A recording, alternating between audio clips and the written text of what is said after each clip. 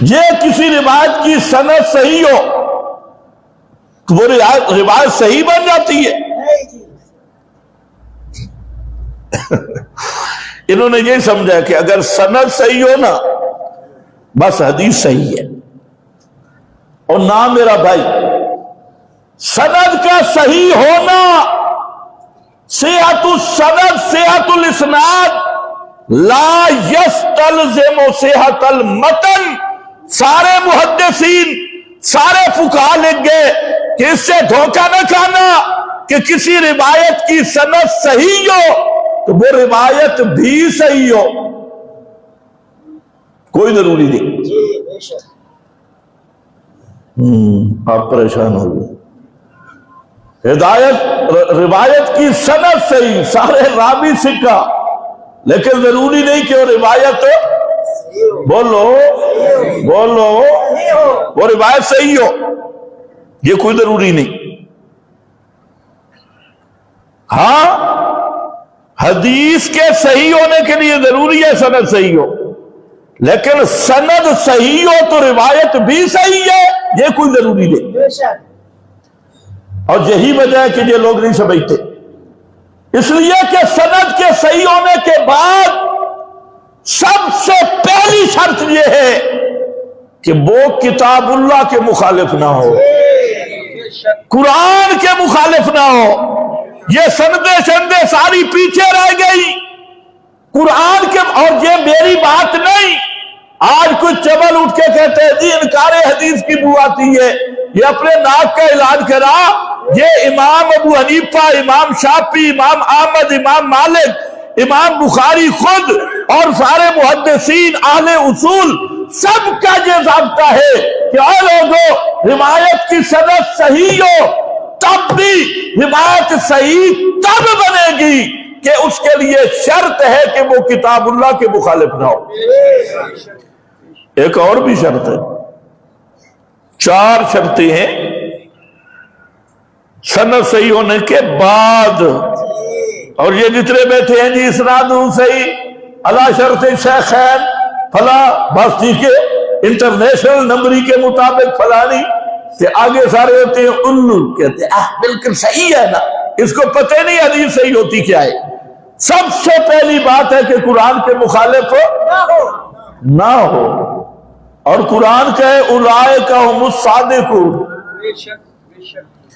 نبی دے سارے صحابہ سچے. اور روایت کسی صحابی کو جھوٹا کہے، سند صحیح ہو، وہ روایت صحیح ہوگی؟ نہیں. کیوں تم دھوکے میں پڑ گئے؟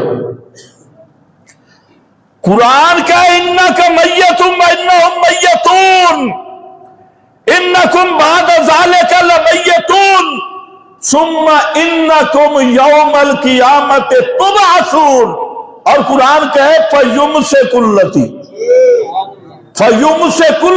قضا علیہ الموت، جس پہ موت آ جائے قیامت تک اس کی روح پھر بدن میں ہوتی نہیں. قرآن جو کہے اور روایت کہے تواد روح دفن نالی روح واپس آئے لے تے ادھے جیندے نے. بتا میرا بھائی کس کو مانے گا؟ اگر قرآن پہ ایمان ہے تو قرآن کا، اگر قرآن پہ ایمان نہیں تو پھر جا رہے بیتوں کی طرف. قرآن پہ ایمان نہیں پھر اکابر پرستی والا شرک. جس طرح اکابر پرستی شرک ہے اسی طرح روایت پرستی بھی شرک ہے. اور یہ یاد رکھ لو، پیغمبر کریم کی حدیث حجت ہے، لیکن نبی کی حدیث وہ ہے جو قرآن کے ساتھ چلے، جو قرآن کا بیان بنے، جو قرآن کی تفسیر بنے.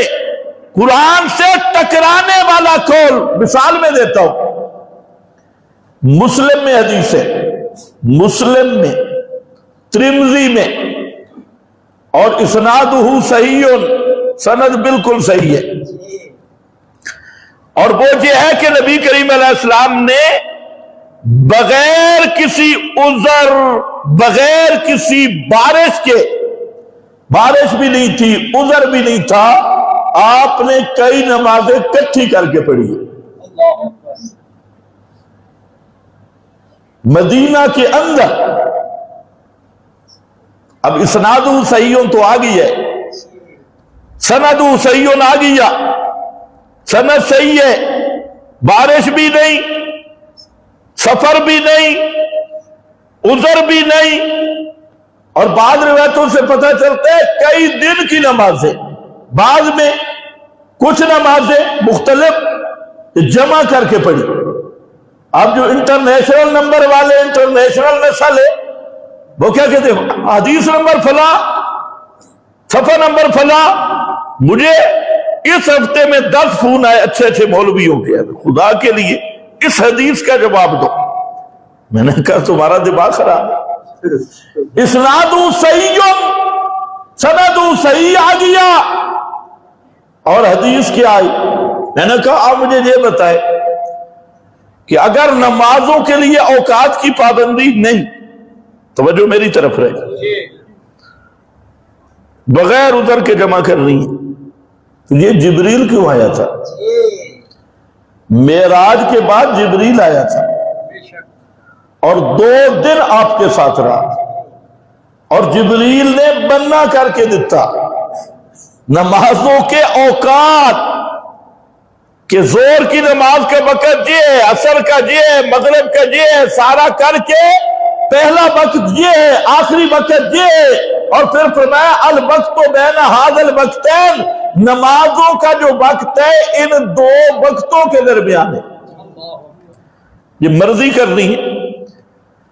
پھر کئی حدیثیں, حضرت جابر, بڑے بڑے صحابہ وہ ناراض ہو رہے ہیں حکمرانوں پہ, اور اس وقت کے حکمران جو بعد کے تھے, یاد رکھو حضرت معاویہ کے بعد آنے والے, ان پہ وہ ناراض ہوئے کہ تم نماز لیٹ کیوں پڑھتے ہو, پہلے وقت میں کیوں نہیں پڑھتے, اگر بغیر کسی عذر مطر کے جمع کرنا ہے تو پھر ٹائم پہ پڑھنے کی کیا ضرورت ہے؟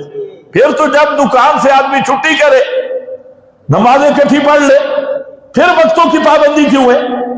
پھر نبی پاک علیہ السلام نے صحابہ کو حکم دیا کہ ایک وقت آئے گا حکمران نماز میں سستی کریں گے, یہ اس دور کی بات ہو رہی ہے, لیکن تم نے کیا کرنا ہے, جب نماز کا وقت آ جائے اپنے وقت پہ نماز پڑھنا, اور بعد میں جو آپ نماز پڑھیں گے وہ نفل ہوگی, جو فرض نماز ہے وہ اپنے وقت پہ علیحدہ پڑھ لینا. یہ کیوں آپ نے فرمایا بھائی؟ مرضی ہے, نہ بارش ہے, نہ مرض ہے, نہ کچھ, تھے بغیر آپ ادھر جمع کر رہے ہیں, ادھر ان کو کہتے ہیں اپنے وقت پہ الگ پڑھنا. ادھر صحابہ ایک ایک کو پکڑ رہے ہیں, تھوڑا سا لیٹ ہو رہا ہے, پکڑ رہے ہیں بھائی آپ نماز کیوں لیٹ کر رہے ہیں؟ تو اگر ایک چھٹی ہے بھئی جب بغیر عذر کے نمازیں جمع کرنا, تو پھر یہ کیا مسئلہ ہے؟ اب مولوی پریشان ہو گئے. میں نے کہا پریشان تم رہو گے کیونکہ تم نے دیکھا اسناد صحیح, اور تم نے امام سے نہیں پوچھا. ہمارا امام یہ ہے, قرآن ہمارا امام ہے. تم نے راویوں سے پوچھا, قرآن سے نہیں پوچھا. یا اللہ نماز کا کیا مسئلہ ہے؟ فرمایا ان الصلاۃ کانت علی المؤمنین کتابا موقوتا, نماز اللہ نے وقتوں میں فرض کی ہے اور وقتوں کے اندر پڑھنی ہے. اب قرآن کہتا ہے نماز وقتوں میں فرض ہے, وقتوں میں پڑھنی ہے. اور امام بخاری رحمت اللہ علیہ جب یہ چیپٹر لائے اوقات صلاۃ کا, نمازوں کا, سب سے پہلے یہی آیت لکھی ان الصلاۃ کانت علی المؤمنین کتابا موقوتا. اب میں نے کہا جو مومن ہے وہ تو مطمئن ہو گیا کہ پیغمبر قرآن کے خلاف کبھی کر سکتے ہی نہیں. قرآن کہے وقتوں میں نماز فرض ہے, یا آپ بغیر عذر کے پڑھے کٹھی کر کے, کوئی عذر بھی نہ ہو. اور فرمایا کہ امت کے لیے آسانی, مطلب امت کے لیے آسانی یہ ہے کہ امت قرآن کا مخالفت کرے؟ قرآن کا انکار یہ امت کے لیے آسانی ہے؟ اور کچھ عقل بھی ہے تو اس لیے یاد رکھو کہ سند صحیح ہونے سے یہ لازم نہیں کہ حدیث صحیح ہو، حدیث کی سند بھی دیکھیں گے۔ اور با امام ائمہ کا یہی کمال ہے، خصوصاً امام اعظم امام ابو حنیفہ، ان پہ خدا کی کروڑوں رحمتیں ہوں، انہوں نے یہی بتایا اور سند بعد میں پہلے ذرا متن چیک کریں گے، متن چیک کریں گے۔ متن سمجھتی ہو نا جو کلمات ہے، اس کو درایت کی کسوٹی پہ پرکھیں گے۔ سند کی بات یہ نیچے رہ جاتی ہے اور متن کی بات جو ہے یہ اوپر چلی جاتی ہے۔ لیکن تمہیں کیا تعارف کرایا گیا اور کیا کرایا جا رہا ہے؟ میں نے سوشل میڈیا پہ دیکھا بڑے بڑے مولوی وہ لگے ہیں جی اسناد صحیح ہو، سرا کوئی صحابی مجروح ہو رہا ہے جی سند صحیح ہے، پیغمبر کی عزت عرفی پہ حملہ ہو رہا ہے سند صحیح ہے، اور توحید پہ حملہ ہو رہا ہے سند صحیح ہے، پورے دین اسلام کو الٹا پیش کیا جا رہا ہے سند صحیح ہے، احکام بدلے جا رہے ہیں سند صحیح ہے۔ میں نے کہا سند کے بچے، تمہارے نسب کی سند غلط ہو گئی ہے، تم نے سمجھا کیا کہ دین لوارے سے سند کا صحیح ہونا یہ ضروری نہیں کہ متن بھی صحیح ہو۔ متن کے لیے شرط کھڑی ہے قرآن پہ پرکھیں گے، متن کے لیے شرط کھڑی ہے نبی کے صحابہ اور جن کی رب نے گارنٹی دی ہے انہوں نے بھی اس حدیث پہ عمل کیا ہے یا نہیں؟ کوئی سمجھ آئیے کہ نہیں؟ بھائی حدیث کدھر سے نکل کے آئی؟ ہندوستان سے، صحابہ سے آئی، اور جو حدیث کے راوی ہیں انہوں نے بھی عمل کیا۔ سمجھ گئے میری بات؟ یہ دوسرا ترازو ہے عمل صحابہ، اور جس پر صحابہ نے عمل کیا نا اسی پہ پھر تابعین چلے، وہ تواتر عملی بن گیا، وہ امت میں تواتر عملی بن گیا۔ اس تواتر عملی پہ پیش کریں گے۔ اور تیسری چیز، اس روایت کو مشاہداتی اصولوں پہ پرکھیں گے، مشاہداتی اصول ان کے سامنے لائیں گے، اور درایت کے 4 اصول، خیر یہ کسی علمی مجلس میں بیان کر دوں گا، جہاں پر اتنی بات عرض کر رہا ہوں جو ہر ایک آدمی سمجھ سکتا ہے کہ روایت کی اسناد صحیح کا فتنہ اتنا پھیل چکا ہے، فلانی کی سند صحیح، فلانے کی سند صحیح، لہذا صحیح الاسناد۔ میں نے کہا صحیح الاسناد علی الراس والعین، لیکن صحیح الاسناد سے روایت کا صحیح ہونا ثابت نہیں ہوتا جب تک اس کو قرآن کی کسوٹی پہ نہیں جائے۔ اب قرآن کہتا ہے ان الصلاۃ کانت علی المؤمنین، بولو کتابا موقوتا، کتابا موقوتا۔ اور وہ حدیثیں بھی ساتھ میں آپ کو صرف سمجھا رہا ہوں، جہاں چونکہ بادشاہ تو ہوتے نہیں ہیں رسمی تقریریں، ایک اصول سمجھ جاؤ، جہاں میں آپ کو سمجھا رہا ہوں آپ کی کچھ نمازیں قضا ہو گئی، کہاں پر؟ غزوہ خندق میں کچھ نمازیں قضا ہوئی، اور آپ صلی اللہ علیہ وسلم اتنے پریشان ہوئے، فرماتے ہیں مالا اللہ بیوتہم وقبورہم نارا، اللہ ان مشرکوں کے گھروں اور قبروں کو آگ سے بھر دے، انہوں نے ہمیں شغلونا، انہوں نے ہمیں مصروف کر دیا، ہماری نمازیں وقت پہ رہ گئی۔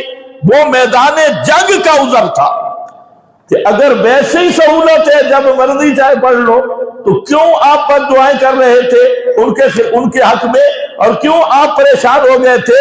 پھر وہ صبح کی نماز رہی تھی لیلۃ التاریس میں، تو آپ گھبرا کے اٹھے اور فرمایا نکلو اس وادی سے، ھذا وادی الشیطان، یہ شیطان کی وادی ہے، اور سب سے پہلے آپ نے وہ صبح والی نماز پڑھی بغیر عذر کے جمع کی۔ کچھ عقل بھی ہے، پوری شریعت کے ساتھ مذاق، اسناد صحیح ان پر، حدیثیں بھی گئی اور آیت بھی گئی، قرآن بھی گیا اور یہ کھڑا اسنادو سیون. اسی لیے امام ترمذی رحمت اللہ علیہ جو بڑے محدث ہے اس حدیث پہ لکھ گئے آخر میں فرماتے ہیں کہ یہ وہ حدیث ہے روایت تو آ گئی لیکن امت کے طبقات میں کسی ایک کا بھی اس پہ عمل نہیں ہے. کیوں نہیں ہے؟ انہوں نے سمجھا کہ یہ حدیث میں ایک آندھی ہے اسی عمل کر لو. یہ نہیں سمجھا کیوں نہیں کہ سند صحیح ہے لیکن قرآن کے مخالف ہے. سند صحیح ہے لیکن قرآن کے مخالف ہے. سند صحیح ہے لیکن صحابہ نے اس پہ عمل نہیں کیا. بھائی صحیح سند کا مطلب کیا ہے کہ راوی سچا ہے تو سچا راوی نہیں بھول سکتا.